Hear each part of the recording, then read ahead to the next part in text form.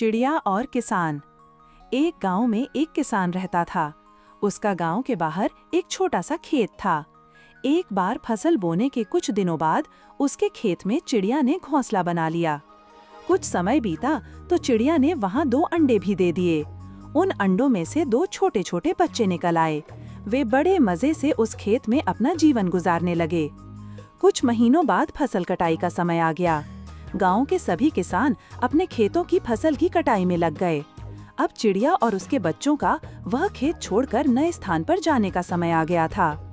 एक दिन खेत में चिड़िया के बच्चों ने किसान को यह कहते सुना कि कल मैं फसल कटाई के लिए अपने पड़ोसी से पूछूंगा और उसे खेत में भेजूंगा। यह सुनकर चिड़िया के बच्चे परेशान हो गए। उस समय चिड़िया कहीं गई हुई थी।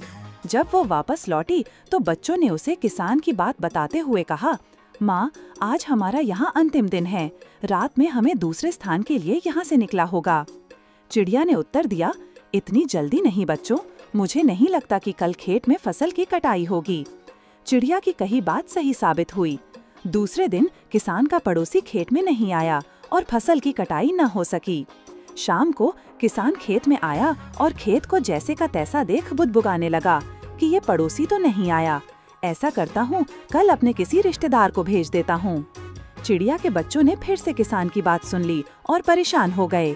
जब चिड़िया को उन्होंने ये बात बताई तो वह बोली, तुम लोग चिंता मत करो, आज रात हमें जाने की जरूरत नहीं है। मुझे नहीं लगता कि किसान का रिश्तेदार आएगा। ठीक ऐसा ही हुआ और किसान का रिश्तेदार अगले दिन खेत नहीं पहुँचा। चिड़िया के बच्चे हैरान थे कि उनकी माँ की हर बात सही हो रही है। अगली शाम जब किसान खेत आया तो खेत की वही स्थिति देख बुदबुदाने लगा कि ये लोग तो कहने के बाद भी कटाई के लिए आते नहीं हैं।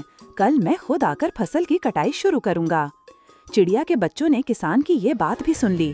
अपनी माँ को जब उन्होंने ये बात बताया तो वह बोली, बच्चों, अब समय आ गया है ये खेत छोड़ने का। हम आज रात ही ये खेत छोड़कर दूसरी जगह चले जाएंगे।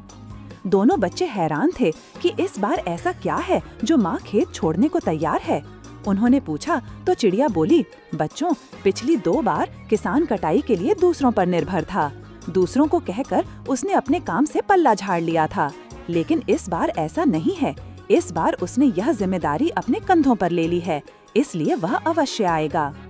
उसी रात चिड़िया और उसके बच्चे उस खेत से उड़ गए और कहीं और चले गए।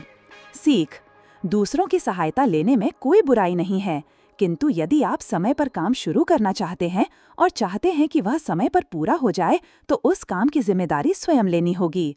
दूसरे भी मदद उसी की करते हैं जो अपनी मदद करता है।